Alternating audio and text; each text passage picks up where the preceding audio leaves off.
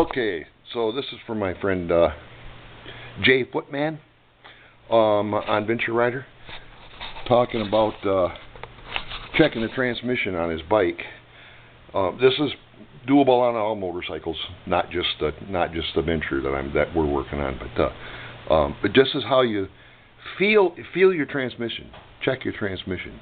Be able to feel it going in and out of the gears. Okay, this is just a basic, simple transmission check to see if the difficulties are transmission or clutch or whatever.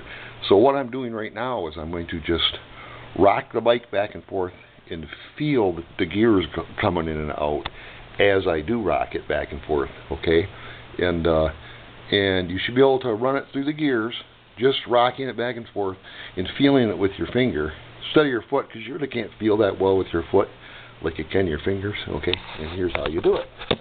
Now this might not be come out real well, but we're going to try this anyway, just to give you a quick demo.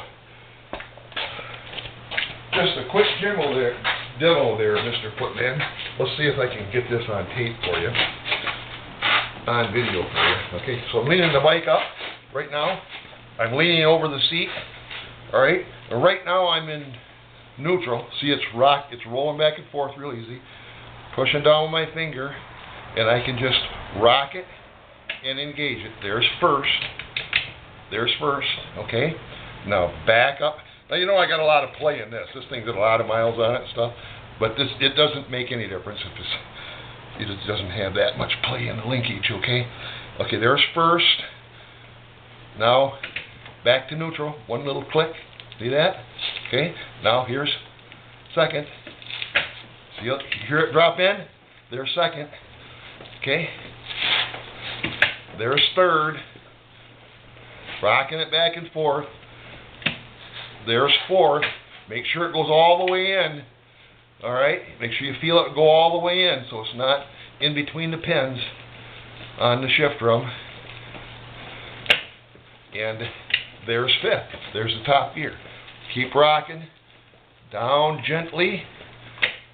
There's fourth. There's third. There's second.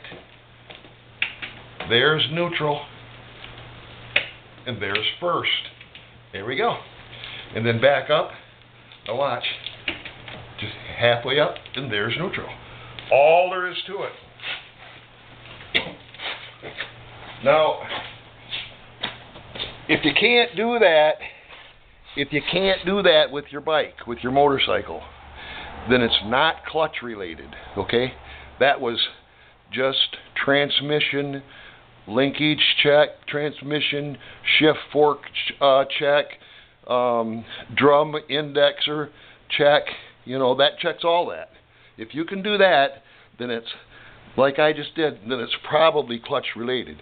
If you can't do that, then it's something else. Now, some things that it could be, it could be related, if it's not able to do that, it could be related even to a stiffness. Maybe you need a little bit of lube on this joint. Underneath the cover for this mid, I don't know, some people call it a bevel gear cover, whatever, this forward gear cover. You have to take this forward gear cover off, or you can look underneath maybe and see it. There is linkage that goes from this shift shaft here. There's a linkage that goes up to the shift, the shifter arm, if you will, that goes through the engine to the indexer. Okay, there's a linkage that connects that. Maybe it's related to there, but more likely than not, if it's been abused, it's either the indexer on the end of the shift drum on this side of the bike. I don't know if you can see this or not in this video, but there's the clutch cover. You pull the clutch cover off, the basket's exposed. And yeah, I don't know on these because I haven't, like I was telling you before, I've never had this problem with my XVZs, but I've done a lot of motocross bikes that have had this problem.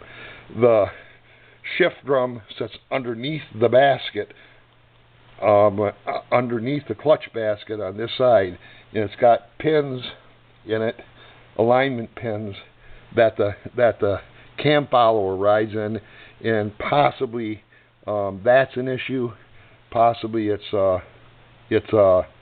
linkage related, that related,